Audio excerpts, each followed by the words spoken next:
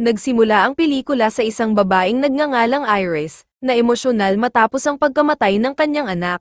Isang umaga, habang tulog pa ang kanyang asawa, tahimik niyang kinuha ang isang maliit na kutsilyo mula sa drawer, at isinilid ito sa kanyang bulsa. Kinuha rin niya ang paboritong laruan ng kanyang anak na isang maliit na bangka, saka umalis. Nagmaneho siya papunta sa gubat kung saan namatay ang kanyang anak. Pagkaparada ng sasakyan, naglakad siya mag-isa paakyat sa mabatong daan. Pagdating sa tuktok, dumating siya sa isang memorial site, inilagay niya roon ang laruan ng kanyang anak at inukit ang inisyal ng kanyang anak katabi ng sa kanya at ng kanyang asawa. Pagkatapos nito, lumakad siya patungo sa gilid ng bangin, handang tapusin ang lahat. Wala na raw saysay ang buhay niya. Pero bago siya makatalon, may biglang lumitaw na lalaki.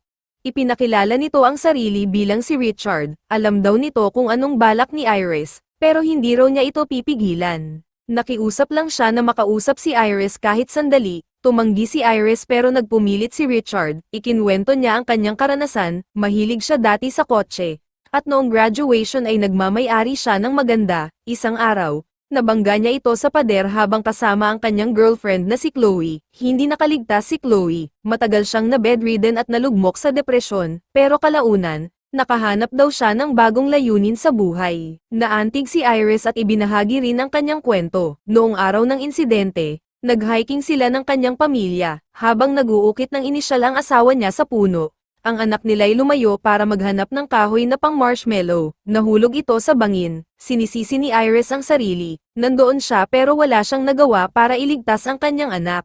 Tahimik si Richard. Sinabi niyang aalis na siya at malaya si Iris na gawin ang gusto niya. Pero habang papalayo ito, may nabago kay Iris. Hindi pa pala niya gustong mamatay. Hindi pa ito ang wakas niya.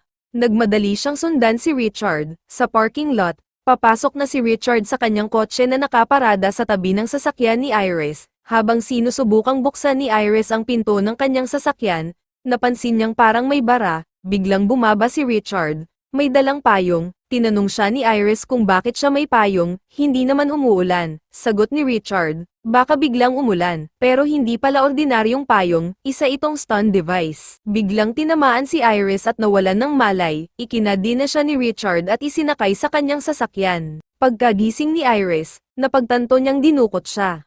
Nakatali ang kanyang mga kamay at paa. Habang minamaneho siya ni Richard patungo sa kung saan, sinubukan niyang tumawag ng pulis gamit ang kanyang smartwatch, pero walang signal. Naalala niya ang kutsilyong isinilid niya sa bulsa. Dahan-dahan niya itong hinugot at sinimulang putulin ang mga tali. Habang ginagawa ito, dinidistract niya si Richard sa pamamagitan ng pagtatanong tungkol kay Chloe. Pero halata ni Richard ang intensyon niya. Alam nitong pinaglalaroan siya ni Iris. Sa wakas, nakalaya ang isang kamay ni Iris at bigla niyang sinaksak si Richard.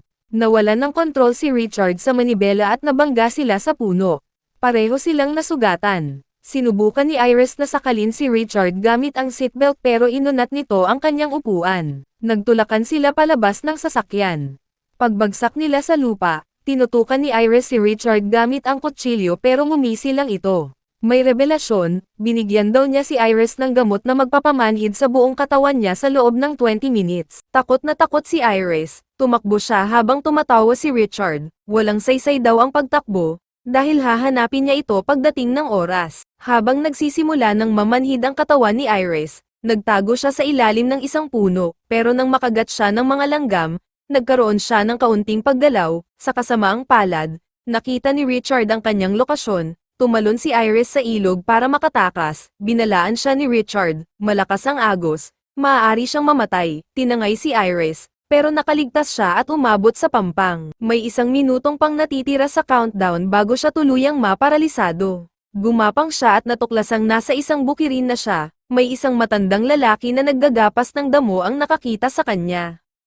Nilapitan siya at agad napansin na hindi siya makagalaw pero gising. Tinanong siya ng matanda kung nakakarinig siya kumendat si Iris. Tinanong kung makakagalaw, 2 kindat. Dahan-daang siniguro ng matanda na tutulungan siya. Kinuha niya ang trolley at inilagay si Iris sa loob ng bahay. Pero may kumatok, kilala ni Iris ang tunog, si Richard iyon. Kinindatan niya ng mabilis ang matanda. Nahulaan ng matanda ang panganib. Itinago niya si Iris sa likod ng sofa at binuksan ang pinto. Nagkunwaring nag-aalala si Richard. Sinabi niyang nabangga siya. Nag-away sila ng asawa niyang may sakit sa pag-iisip at tumakbo ito, pinagsabihan siya ng matanda na maghintay sa labas habang tinatawagan niya ang pulis, pero pumasok si Richard, nagpanggap siyang umiiyak, nakita niya ang trolley, nagduda, napansin ng matanda ang pagsisinungaling, nang marinig ng matanda ang pag-vibrate ng cellphone ni Richard, tinanong niya ito, akala ko ba wala kang telepono? Naglaho ang ngiti ni Richard, naging agresibo, tinulak niya ang matanda at naglabas ng kutsilyo. Tinawagan ng matanda ang pulis at pinilit lumaban, malakas siya sa kabila ng edad,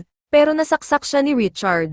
Nakita lahat ni Iris, ang taong tumulong sa kanya, patay na, pero may pag-asa, gumalaw ang isa niyang daliri, hindi siya sumusuko, bago dumating ang pulis, sinunog ni Richard ang buong bahay gamit ang kerosene, hindi niya alam, nasa loob pa si Iris, habang sinusubukang kumilos si Iris. Nakita siya ni Richard, may senadoryas sa bintana, iniligtas siya ni Richard sa huling saglit, kung di siya nagbigay ng signs, nasunog na sana siya, kung nakipagtulungan lang siya, walang namatay. Sa daan, nakatanggap si Richard ng tawag mula sa anak niyang si Lizzie, mataas daw ang marka niya at pupunta sila ng nanay niya sa Old Cubby. Nagulat si Richard, doon siya patungo, doon napagtanto ni Iris ang buong katotohanan, may asawa at anak na si Richard ngayon, patay na si Chloe. Matapos makapag-asawa ulit at magkaroon ng anak na babae, kinausap ni Richard ang kanyang asawa, sinabi nitong darating sila sa Old Cubby bago maggabi, sinubukan niya itong pigilan, sinabing kailangan niya ng oras na mag-isa roon, ngunit hindi siya pinakinggan, determinado itong sumama, at iyon ang huling salita. Galit na galit si Richard nang mapansing paubos na ang laman ng kanyang truck kaya tumigil siya sa isang gasolinahan, hindi gumagana ang card machine kaya pumasok siya sa loob para magbayad, naiwang mag-isa sa sasakyan si Iris, at unti-unti siyang nakabawi ng lakas, nakakilos na ang kanyang palad at naalis niya ang seatbelt sa pag-asang may makapansin sa kanya. Maya-maya, isang kotse ang huminto at may batang lalaking lumabas, lumapit ito kay Iris dahil sa pag-uusisa, ngunit bago pa man makapagsalita si Iris, agad siyang hinila ng kanyang ina palayo, nakaramdam ito ng kakaiba sa babaeng nasa loob ng truck kaya tinawagan ang pulis. Saktong pagbalik ni Richard ay napakargahan na siya ng gasolina at agad niyang pinaharurot ang sasakyan bago pa may makialam, dumiretso siya sa lugar ng naunang banggaan upang kunin ang kanyang lumang kotse. Ngunit nang subukan niya itong paandarin, ayaw umandar ang makina, habang naghahanda siyang hilahin ito, dumating ang isang pulis, iyon mismo ang tinawagan ng babae sa gasolinahan.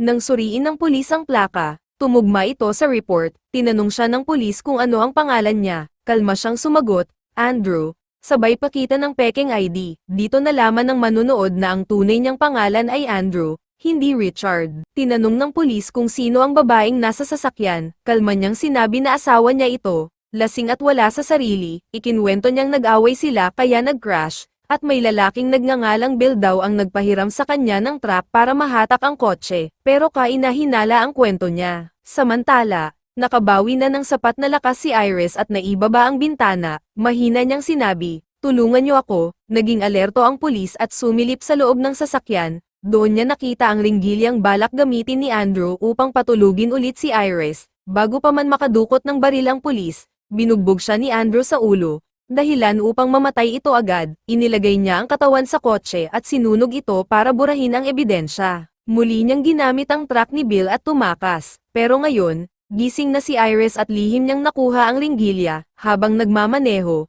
sinabi ni Iris, hindi na naaayon sa'yo ang mga pangyayari. Pasigo siyang sinagot ni Andrew, tumahimik ka. Sinimulan ni Iris siyang asarin.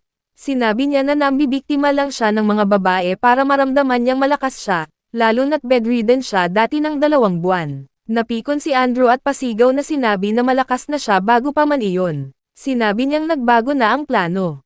Dadalhin na raw niya si Iris sa gitna ng dagat at itutulak para malunod. Dati, gusto lang niyang dalhin si Iris sa cabin para pagsamantalahan, pero dahil paparating na ang pamilya niya, wala na raw itong lugar doon. Inihatid niya si Iris sa baybayin, sa tamang pagkakataon, sinaksak ni Iris ang ringgilya sa binti niya pero hindi niya ito maitulak, hindi pa gumagana ng maayos ang kanyang hinlalaki. Galit na galit si Andrew, agad niyang inagaw ang ringgilya at itinapon. Hinila niya si Iris papunta sa bangka, pinasakay at naglayag sa gitna ng dagat. Doon, napansin ni Iris ang kutsilyo sa sinturon niya. Alam niyang kailangang makuha niya iyon, nagkunwaring umiiyak si Iris. Sinabi niyang wala na siyang magawa at nakiusap ng isang huling pabor, kunin sa bulsa niya ang laruan ng anak niya. Naloko si Richard. Nang yumuko siya, mabilis na kinuha ni Iris ang kutsilyo at sinaksak siya sa leeg. Habang dumudugo, sinubukan ni Andrew dukutin ang baril niya, pero bago siya makaputok, inalog ni Iris ang bangka, dahilan para mahulog siya sa tubig. Habang umaahon si Andrew, kinuha ni Iris ang baril at pinutokan siya. Tinamaan siya at muling nahulog. Habang lumalangoy at nasasaktan si Andrew, akala ni Iris ay tapos na ang lahat. Pero napansin niyang tinamaan din niya ang bangka. Pumasok ang tubig at nagsimulang lumubog. Nakaapekto pa rin ang gamot sa katawan ni Iris at hindi siya makakilos. Lumubog siya sa tubig. Sa huling sandali bago siya malunod, nawala ang epekto ng gamot at nabawi niya ang galaw ng kanyang katawan. Lumangoy siya paahon para makahinga. Paglingon niya, nakita niya si Richard na sugatang-sugatan sa dalampasigan. Nilapitan niya ito. Halos wala na itong buhay. Tumingin siya sa kanya at nagpasalamat. Pagkatapos ay tumalikod siya at iniwan ito upang mamatay. At diyan nagtatapos ang pelikula.